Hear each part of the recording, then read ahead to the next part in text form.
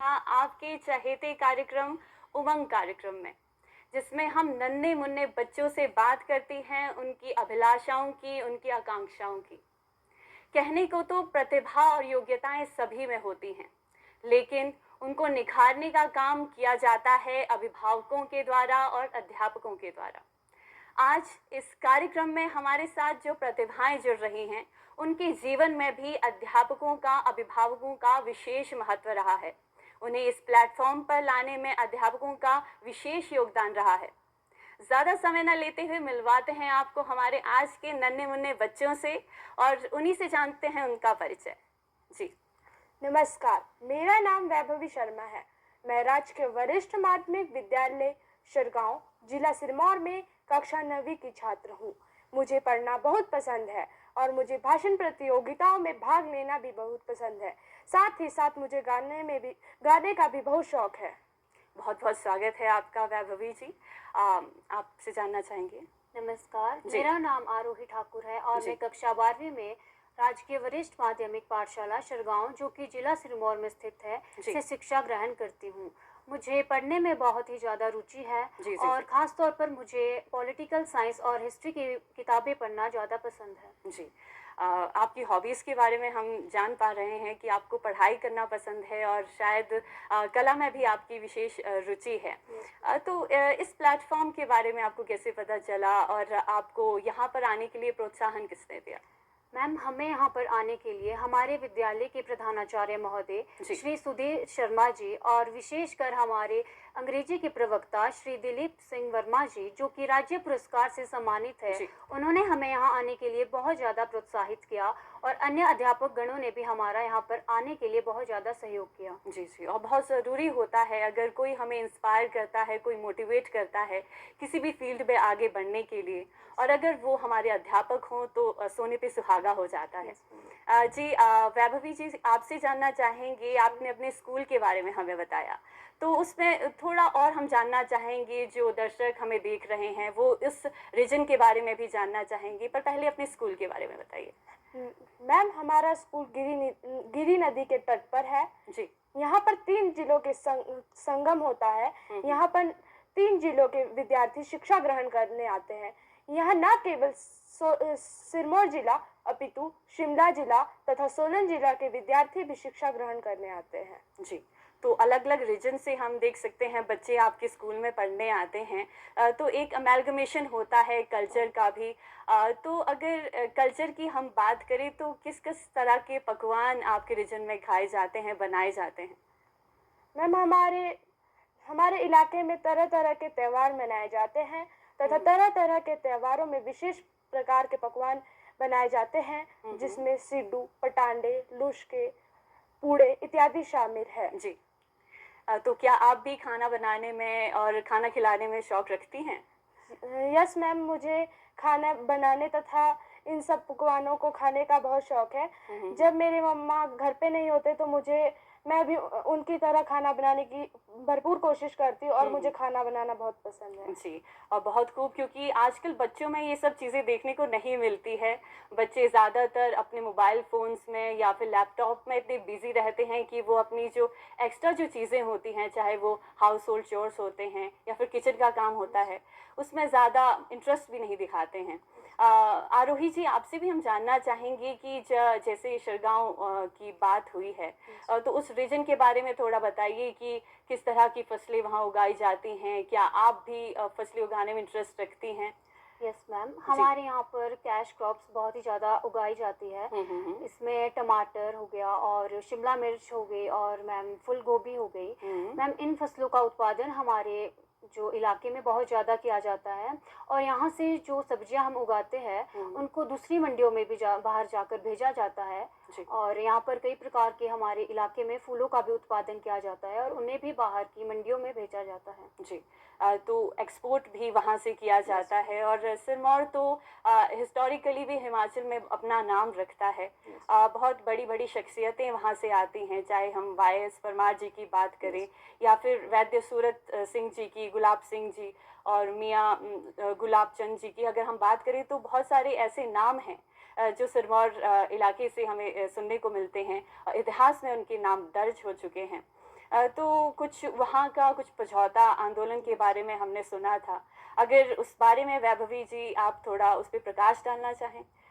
Ma'am, सन 1942 में जो समझौता आंदोलन हुआ था उसमें हमारे इलाके ने महत्वपूर्ण भूमिका निभाई थी जी। उसमें कई स्वतंत्रता सेनानी जैसे वैद्य सूरज सिंह, मियाँ चूचू राम इत्यादि ने महत्वपूर्ण भूमिका निभाई थी। वह हमारे इलाके से ही संबंध रखते थे। हमारे इससे यह पता चलता है कि हमारे इलाके के लोग कभी भी हिंसा के आगे आत्मसमर्पण नहीं करते। वह देश तथा प्रदेश के लिए बलिदान देने के लिए सदैव तत्पर रहते हैं। जी। और जब हम इंडियन हिस्ट्री को पढ़ते हैं तो वहाँ पर हिमाचल का इतना बड़ा नाम देखने को नहीं मिलता है। जो हिमाचल के फ्रीडम फाइटर्स थे, जो क्रांतिकारी थे, उनका इतिहास में नाम इतना धूमिल सा लगता है। तो ऐसे में जब हम जानते हैं कि इतने छोटे छोटे बच्चे अपने क्रांतिकारियों के नाम जानते हैं तो एक बड़े ही हम बहुत ही उत्साहित हो जाते हैं। आरोही जी, हम आपके रीजन के बारे में जान चुके हैं, थोड़ा थोड़ा विद्यालय के बारे में भी जानने का प्रयास कर रहे हैं। थोड़ा और बताइए किस तरह की एक्टिविटीज़ आपके स्कूल में होती हैं, किस तरह से आप उस पर पार्टिसिपेट करती हैं, कौन सी ऐसी एक्स्ट्रा करिकुलर एक्टिविटीज़ होती हैं जिससे आपका ओवरऑल डेवलपमेंट में सहायता मिलती है। मैम, हमारे स्कूल में एनएसएस यूनिट भी है मैम, जिसमें मैं भी जिसकी सदस्य हूँ। और मैम उससे हमें ये ज्ञात होता है कि हम अपने परिसर को किस प्रकार से मतलब साफ़ सुथरा रख सकते हैं। और मैम, जैसा मैंने आपको बताया कि एनएसएस यूनिट है, तो मैम उसका हमारा 7 दिन का कैंप भी लगता है, जिसमें मैम हम अलग अलग एक्टिविटीज़ सीखते हैं, साथ में रहना सीखते हैं, जिससे हमारे अंदर एकता की भावना भी आती है।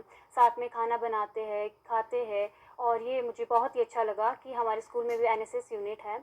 और साथ ही साथ हमारे स्कूल में रोड सेफ्टी क्लब भी है, जिससे हमें सुरक्षा मतलब रोड पर किस प्रकार हम सुरक्षित रह सकते हैं उसके बारे में भी जागरूक किया जाता है। और साथ ही साथ मैम हमारे स्कूल में इको क्लब भी है, जैसे पेड़ पौधों के बारे में बताना और किस प्रकार से हम अपने इन्वायरमेंट को सुरक्षित रख सकते हैं। और साथ ही साथ मैम हमारे स्कूल में ग्रुप्स भी डिवाइड है, जिसमें बच्चों में एक उत्साह बढ़ता है कि हम किस प्रकार से अपने ग्रुप को फर्स्ट लाने की कोशिश करें। तो मैम हमारे स्कूल में सारी एक्टिविटीज़ भी करवाई जाती हैं। एक्टिविटीज़ तो होती ही हैं और उन एक्टिविटीज़ में अगर पार्टिसिपेशन होता है तो उसमें 4 चांद लग जाते हैं। तो आप उसमें पार्टिसिपेट करती हैं। और वैभवी जी, क्या आप भी किसी एक्टिविटीज़ में पार्टिसिपेट करना पसंद करती हैं? किस तरह से कोई कॉम्पिटिशन्स आपके स्कूल में ऑर्गेनाइज होते हैं, थोड़ा उस बारे में बताइए। जी मैम, हमारे विद्यालय में हाउस वाइज बहुत सारे कंपटीशन अनाउंस किए जाते हैं, जिसमें बच्चों में बहुत सारी भागीदारी देते हैं बहुत सारे बच्चे। मुझे भी इन सब चीज़ों में भागीदारी देना बहुत अच्छा लगता है। मैं भी जब हमारे स्कूल में विशेष दिनों पर विशेष प्रोग्राम आयोजित किए जाते हैं तो मैं भी उसमें भागीदारी देती हूँ। जैसा कि मैंने आपको पहले ही बताया कि मुझे भाषण देना बहुत अच्छा लगता है। मैं इन प्रतियोगिताओं में भाषण देती हूँ, क्विज कंपटीशन में भाग देती हूँ। तो इससे बच्चों की हिचक खुलती है कि वो स्टेज पर बोलने में हिचकिचाए ना। और सबसे बड़ा एक फियर रहता है स्टेज फ्राइट की। हम बात करते हैं कि स्टेज पे जाके किस तरह से बोलना है और किस तरह से टॉपिक को तैयार करना है, एक बहुत बड़ा एक स्ट्रगल भी रहता है। तो वो आप किस तरह प्रिपेयर करती हैं जब किसी कंपटीशन की आप तैयारी करती हैं? तो कैसी आपकी तैयारी रहती है, किस तरह का आपका रूटीन रहता है? वैसे तो डेली रूटीन की तरह ही प्रैक्टिस करती हूँ, पर उसे बार बार बोलती हूँ, उसे अपने फ्रेंड्स के सामने डिस्कस करती हूँ, उनसे उनकी राय मांगती हूँ।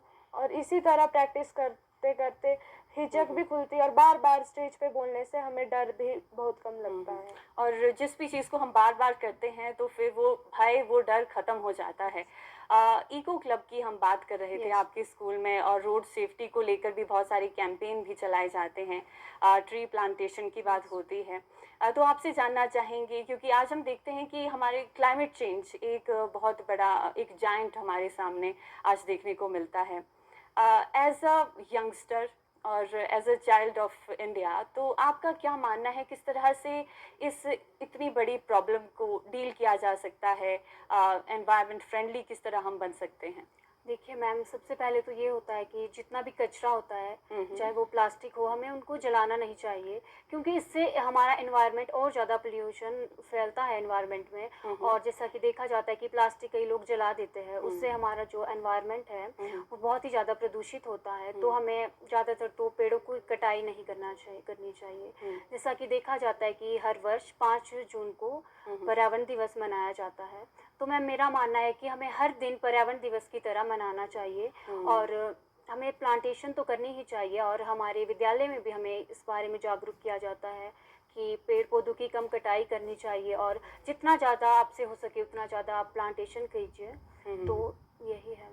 तो ये स्कूल में ये सब चीज़ें आपको बताई जाती है कि ट्री प्लांटेशन होना चाहिए, और प्लांटेशन हुआ है उसके बाद उसकी केयर भी होनी चाहिए, क्योंकि एक बार अगर 5 जून को हम कोई पेड़ लगा देते हैं, कोई सैपलिंग हमने प्लांट कर दिया है, अगर उसकी हम देखभाल नहीं करेंगे तो वो मुरझा जाता है।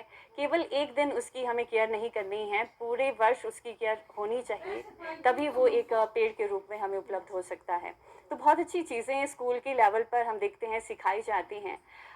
वैभवी जी, जब हम घर पर होते हैं तो फैमिली के साथ किस तरह का टाइम स्पेंड होता है? आपकी फैमिली में कौन कौन है, थोड़ा इस बारे में बताइए। मैम, मेरी फैमिली में मैं सबसे पहले तो मेरे घर के मुखिया मेरे दादाजी, मेरी दादी जी, और मेरे दादाजी के भाई मेरे छोटे दादाजी, मेरे पिताजी, मेरी माताजी, मैं और मेरी 2 बहनें हैं जी।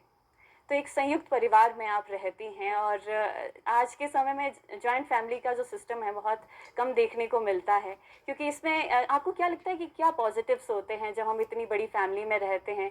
क्योंकि कहने को मिलता है कि शायद डिस्टर्बेंस बहुत ज़्यादा हो जाती है जब हम जॉइंट फैमिली में रहते हैं। तो क्या पॉजिटिव्स आपको लगते हैं कि जॉइंट फैमिली में रहने के? मैम, एक तो जॉइंट फैमिली में रहने से प्यार बढ़ता है, और अगर जो कोई काम करने के लिए हमें बाहर के लोगों को बुलाना पड़ता है तो जॉइंट फैमिली साथ रहकर ये काम बड़ी ही आसानी से कर सकती है। जॉइंट फैमिली में कभी भी किसी बाहर से किसी के ऊपर डिपेंडेंस हम नहीं रख पाते हैं, केवल अपनी फैमिली में ही सारे काम इतने